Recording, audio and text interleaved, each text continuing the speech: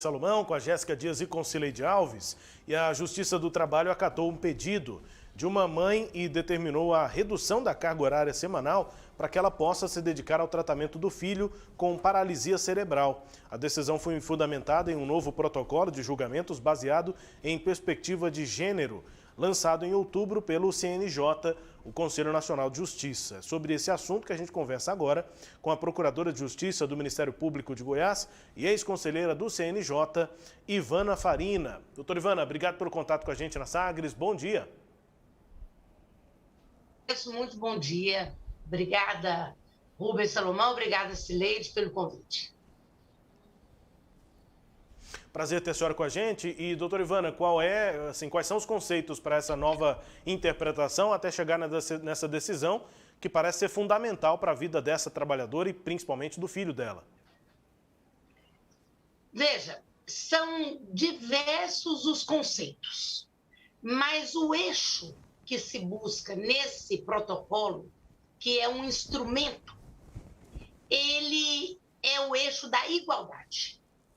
Então, quando você busca pelo sistema de justiça garantir o direito à igualdade, que já é preconizado na Constituição Federal, igualdade entre homens e mulheres, sem qualquer tipo de preconceito ou discriminação, quando você tem já estabelecido esse direito, você vai além dele quando você garante também o direito à não discriminação.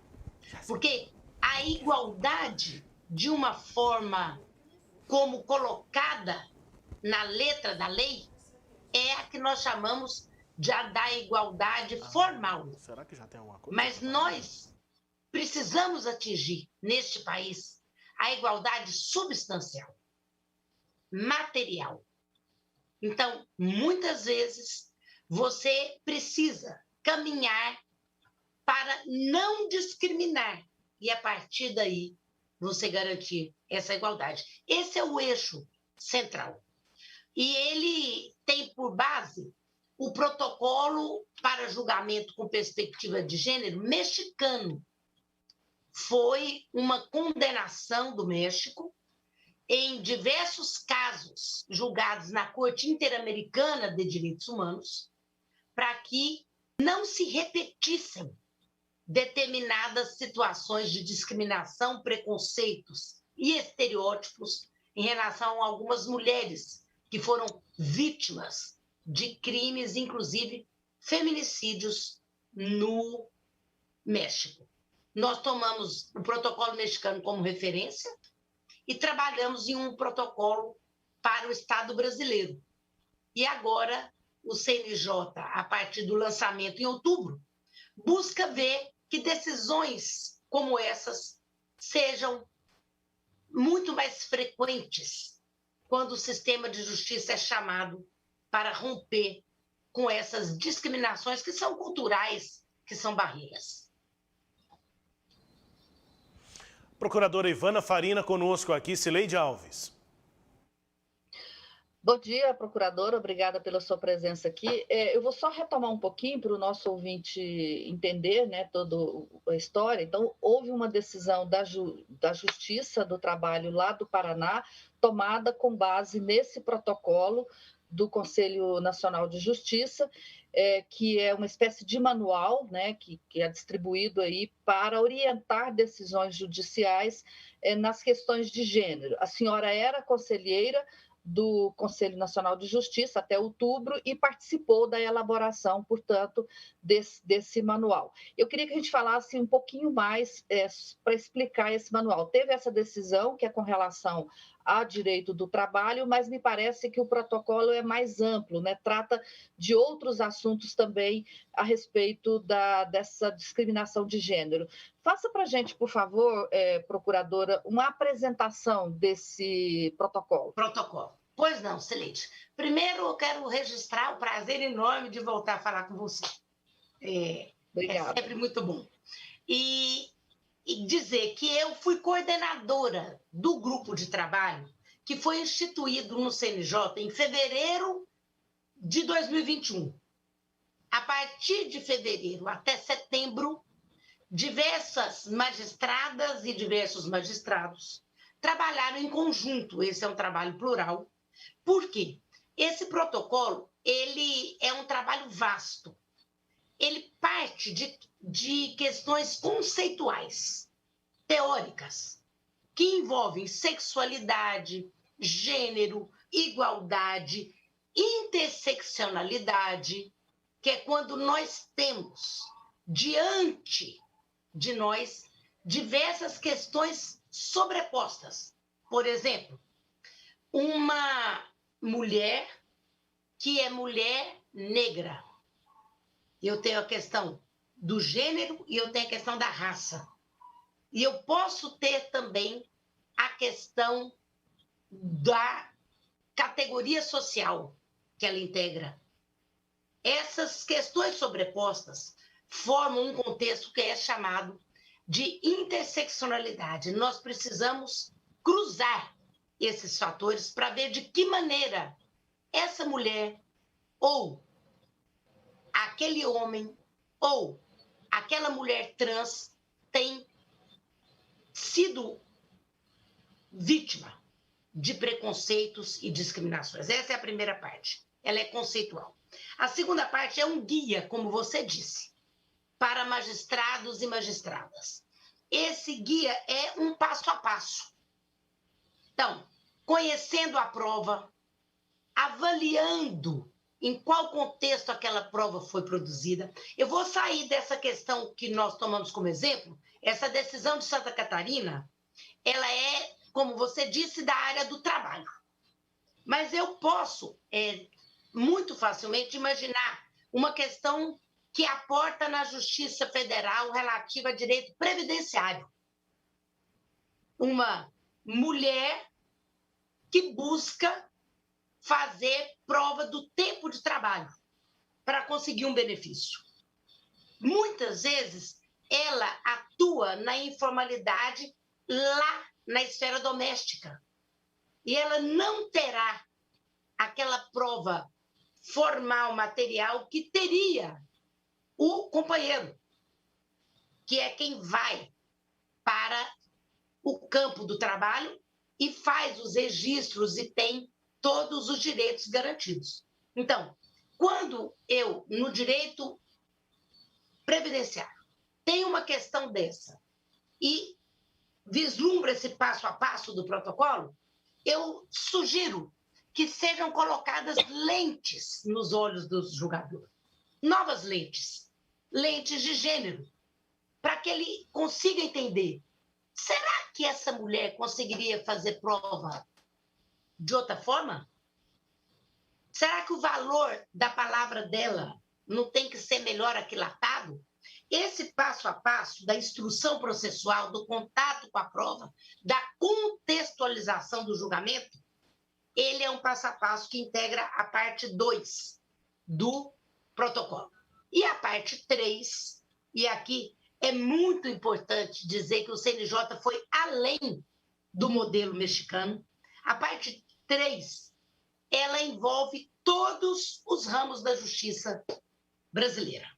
Então, eu vou ter uma questão específica da Justiça Federal, outra da Justiça Estadual, aonde eu tenho, por exemplo, a questão da violência doméstica, da Lei Maria da Penha, da sua aplicação e do contexto daquela mulher vítima ou daquela mulher vítima de crime sexual, como foi Mariana Ferrer, um caso que tomou uma grande repercussão.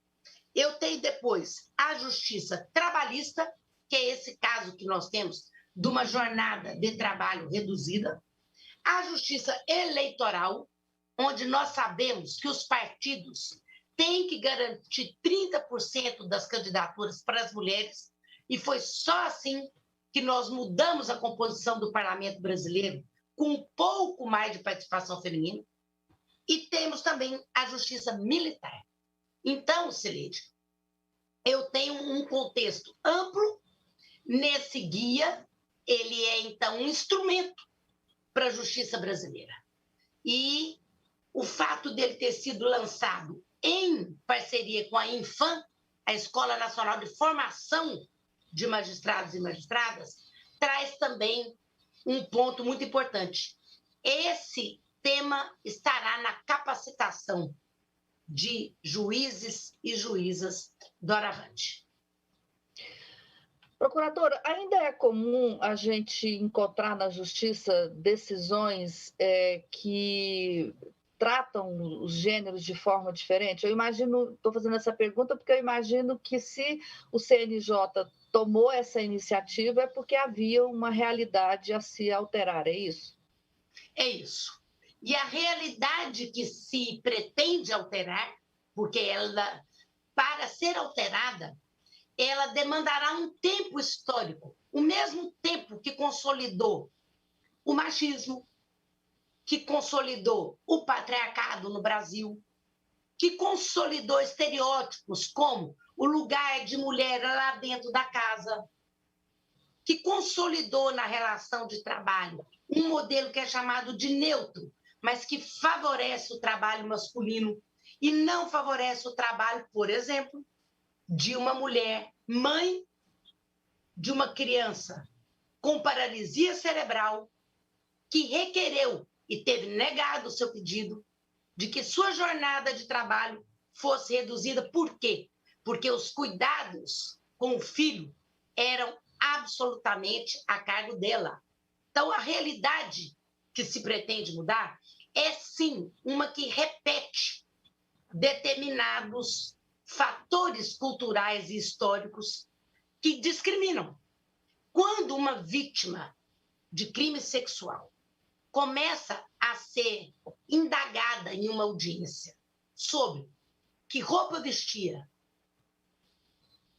por que ela estava ali, e você deixa de ter o foco na atitude criminosa de um homem que ataca a intimidade da mulher, que viola a mulher, que chega ao ponto de agredi-la e de matá-la, quando eu mudo esse foco e tento colocar o foco num possível justificador do crime, na conduta da mulher, eu estou atuando com gravíssimo preconceito de gênero e com discriminação. Eu estou dando esse exemplo, Cileide, da questão da violência contra a mulher, porque, lamentavelmente, o Estado brasileiro é o quinto no mundo a violentar mulheres. Então, não é sem razão que a justiça brasileira esteja preocupada em dar resposta a essa questão e dar uma resposta transformadora, para que isso não seja uma constante. Pois não.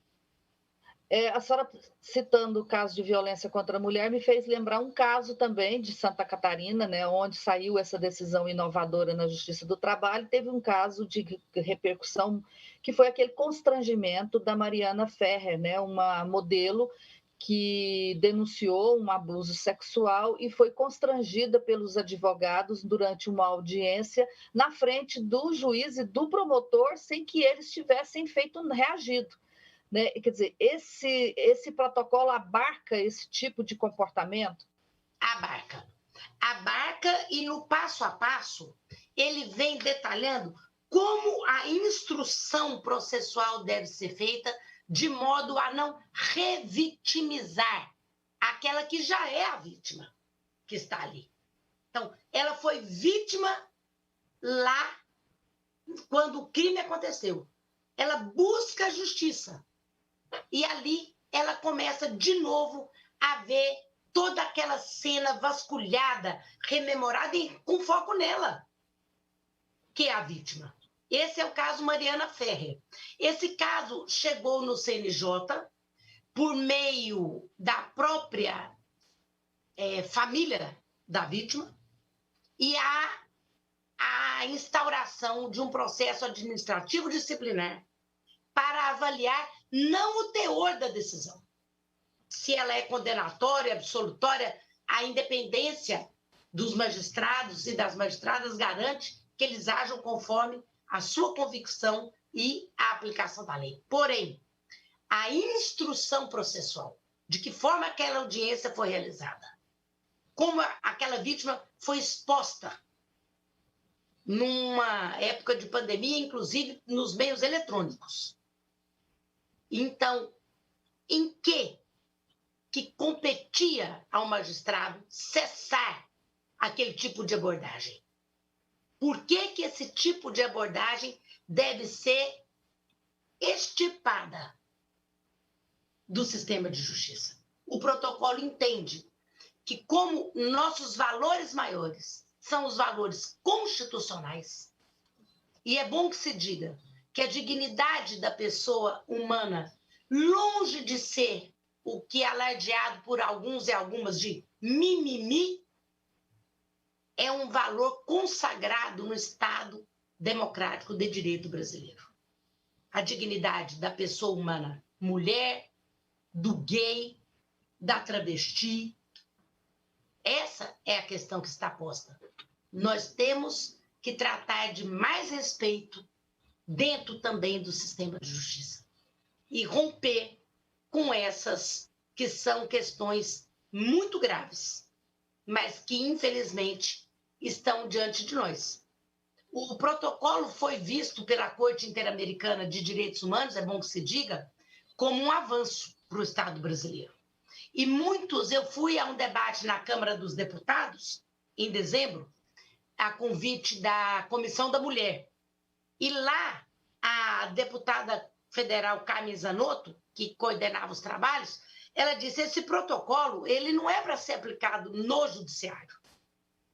Ele é para ser aplicado pelo poder público. Eu também tive a oportunidade de falar em algumas universidades.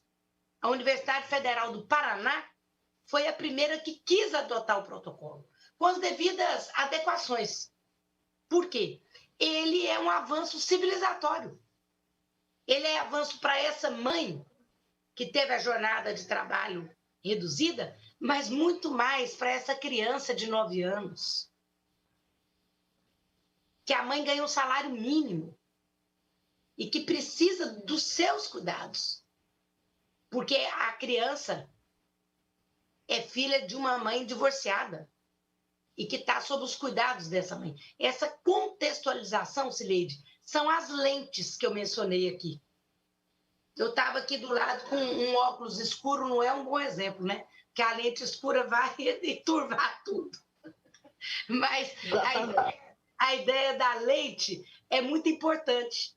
Que se veja como operar no sistema de justiça. Eu também posso falar como operar na Câmara dos Deputados, como operar nas delegacias, na delegacia de polícia, que recebe. Muitas vezes, nós buscamos, o CNJ está buscando desenvolver um formulário de risco para a população LGBT.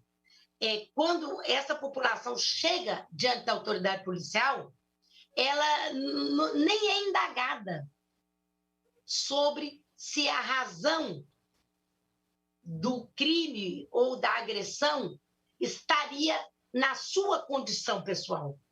Qual condição pessoal? Na sua identidade de gênero ou na sua orientação sexual. Como esses temas ainda não são muito explorados, você também não tem a melhor entrega do sistema de justiça ou do sistema de segurança pública, como você mencionou.